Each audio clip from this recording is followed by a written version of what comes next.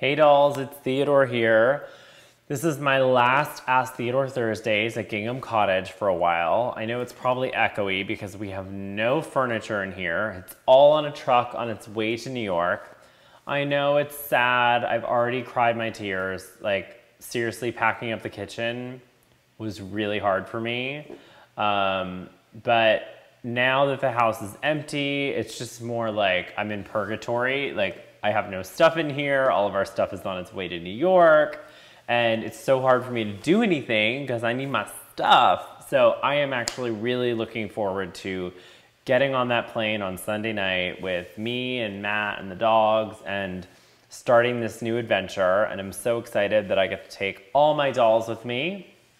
I can't wait to give you a tour of the new apartment and show you all the fun things we're gonna do there, and just lots and lots and lots of exciting things. So goodbye to Gingham Cottage for now, but like I said, we still own it and we are gonna rent it out, and somebody fabulous will take care of it until we come back. So until then, we have 3 fabulous questions to answer, and I'm gonna jump right in.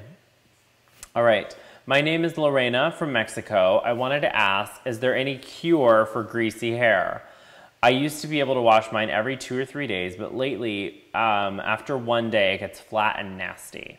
I have a lot of it, and it's hard to get it. Sorry, I have a lot of it, and it's long and dark, and it's a real pain to wash it every single day. And dry shampoos always leave it funny and white. Ha ha. Can you help me? Thanks a lot. Kisses for you.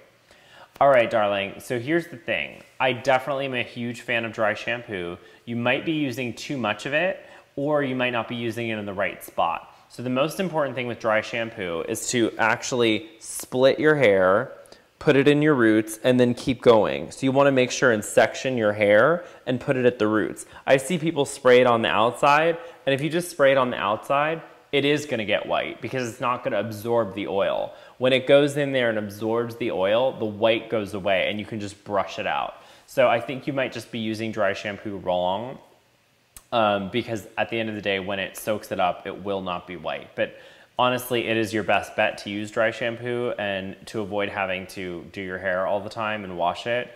I just had to wash my hair because I was in front of like a fire and my hair smelled like smoke, like fire. And it's just so like full and puffy. Like, I much prefer my dirtier hair personally. So I feel you, but try dry shampoo the way that I told you and let me know how it works. All right, my next question is, hey Theodore, love your videos, especially the advice you give for curly hair girls like myself.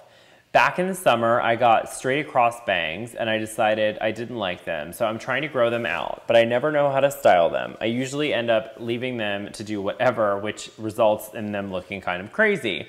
I don't like to pin them back because I find that it takes away volume from the top of my head. Any suggestions? Thanks, Chloe. All right, Chloe, I totally understand where you're coming from with this. One thing that you could do before pinning them back is you could tease the base of the bangs and then pin them back. So then you can get kind of like a bump. Now that I have like longer hair, I can show you. You can kind of get like a bump here and then just pin it like that if you tease it, which I really like.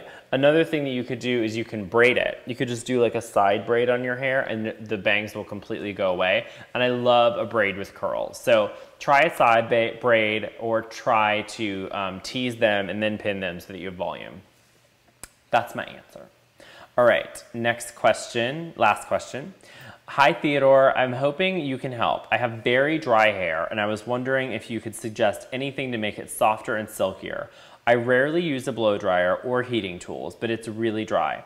I do wash my hair every day because I work out and sweat a lot, so dry shampoo doesn't seem like a good option. But I use conditioner every day. I have thick, mid-length hair and it usually gets really frizzy. Thanks Theodore, I love your channel. Julie. Okay, Julie, so it sounds like you're conditioning your hair every day, which is fine, but your conditioner might have too much protein in it.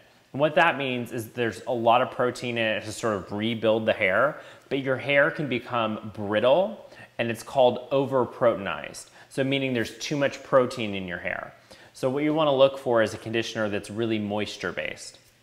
Paul Mitchell makes one. It's called Paul Mitchell Moisture Conditioner. It's in the moisture category, and that doesn't have proteins in them, like lots of proteins. And I think Paul Mitchell The Conditioner is also really simple.